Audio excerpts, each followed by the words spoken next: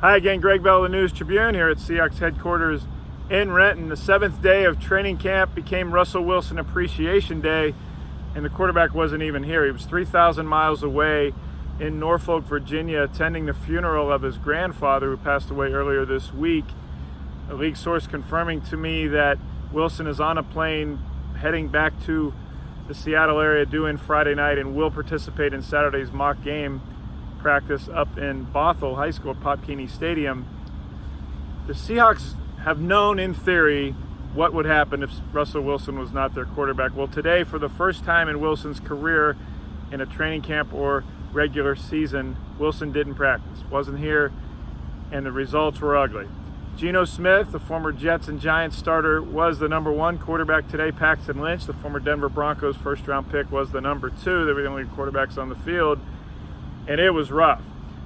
Against air with no defense, Smith was throwing balls behind receivers. He threw one behind Nick Vannett, then asked for another ball and threw it immediately to Vannett, who was stationary by that time in the end zone, and that one was much more accurate.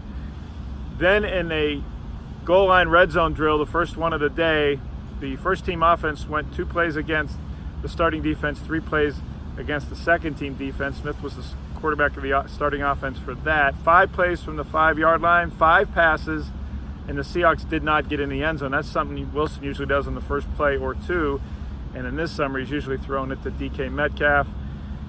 Incomplete balls well wide of receivers, a short pass that fluttered that David Moore had to come back and get.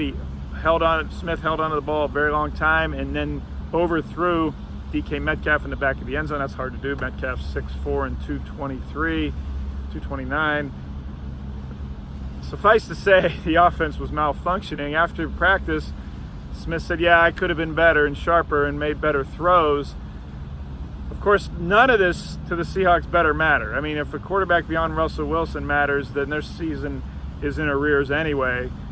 Really, the backup quarterback could be the Safeway grocer, your local neighborhood grocery store, and it wouldn't matter because Wilson has never missed a game, let alone a practice in the regular season. The only other time he's missed a practice, by the way, was in 2015. He attended the funeral of Jimmy Graham's surrogate mother, a woman that Graham considered a mother, in Florida during OTAs. Now, those are voluntary workouts, so it wasn't really a big deal anyway. Today was the first time in training camp or regular season that Wilson wasn't here, and they can't wait for him to get back, suffice to say. What else I saw today? Veteran free agent cornerback Jamar Taylor spent time with San Francisco. He was great today. He was really good yesterday, and then today he was knocking down passes, jumping routes, drawing praise from his coaches. That's what I'm talking about. Some coaches were yelling at him on some of the plays Jamar Taylor was making. Interesting because there is a question of depth at cornerback behind starters Trey Flowers and Shaquille Griffin. Griffin's coming off what universally has been panned as a subpar season. Griffin called it a D season last year. Trey Flowers is only in the second year of his life at cornerback after being a safety in college at Oklahoma State. So it's interesting to see a guy like Taylor perhaps emerging as an option in depth at cornerback and a more veteran one than the 2 starters the Seahawks have. What else did I see today? Mike Iupati still not practicing the starting left guard, not in a walking boot anymore. Pete Carroll said he has a mild sprain of his foot, and could practice if he had to in the regular season right now. Instead, Ethan Posick was back at left guard. Yes, Posick served his 35-40-minute penalty for fighting yesterday in practice and was back full go today at left guard. So was Jaron Reed, the guy he was punching with in practice yesterday. Reed and Posick went at each other in a one-on-one pass rush drill. Nothing of note there, all pleasantries. The offensive line in that drill, by the way, pretty much held their own through all the pass rushers. George Fant, college basketball power forward, you know his story. Undrafted rookie college basketball player from Western Kentucky a few years ago. The Seahawks made their starting left tackle under the Tom Cable offensive line regime. Well, he's a really good pass blocker for his relative inexperience at tackle. He repelled a couple guys today, again, like he did yesterday in the one-on-one pass drills. Everyone saw him last year as an extra tight end run blocking on running downs for the number 1 rushing offense in the NFL. But George Fant is a viable pass blocker, and especially, as I said, for the relative lack of experience he has. He's still the number 2 left tackle behind Dwayne Brown, who was back today after missing yesterday for a family matter.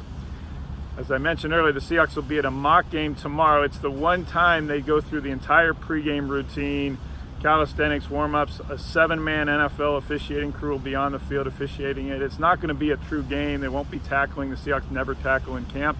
That's a misnomer. Some people think once the pads come on, they tackle. They don't. The only tackling these guys get is in preseason games before the regular season. And then the regular season, or the preseason, opener is 6 days from now, Thursday night at home against Denver. Paxton Lynch, the former Bronco, and Geno Smith are going to get the bulk of the time in that game, as they will in the bulk of the time in all 4 preseason games. Right now, Smith's clearly the number 2 guy behind Wilson, and Lynch is third. Smith has been more accurate in his throwing today, notwithstanding. He just has a more commanding presence, it seems. Coaches and players have talked about that as well. He's been there, done that more than Lynch has as an NFL starter. And in huddles and even in meetings, he has a more veteran commanding presence so far than Lynch has. We'll see when the games start how the results fare in that. My coverage all weekend will be at thenewstribune.com as always, and on Twitter at GBellSeattle. Enjoy your weekend.